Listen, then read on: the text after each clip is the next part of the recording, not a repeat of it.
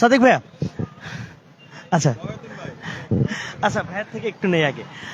আজকে এই যে সাইকেল রেডি, এই ভিন্ন ধর্মী উদ্যোগটা আসলে কি, মানে কি কারণে আজকে এই উদ্যোগ? সবাইকে ফতেহ গণভবনের শুভেচ্ছা। আপনারা জানেন আজকে 5ই আগস্ট, 36শে জুলাই।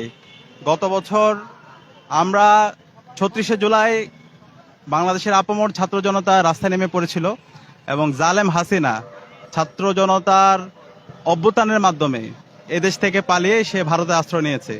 তো এই দিন আজকে আমাদের আজাদির দিন, আমাদের মুক্তির দিন। তো সেই দিনটাকে সেলিব্রেট করার জন্য বাংলা ইসলামী ছাত্র শিবির ঢাকা বিশ্ববিদ্যালয় শাখা আজকে সাইকেল র্যালির আয়োজন করেছে এবং ফতেহ গণভবন উপলক্ষে 3 দিন ব্যাপী কর্মসূচি ঘোষণা করেছে। তো আজকের এই কর্মসূচিতে বিশ্ববিদ্যালয়ের সর্বস্তরের শিক্ষার্থীরা আমাদের সাথে সম্পৃক্ত হয়েছে।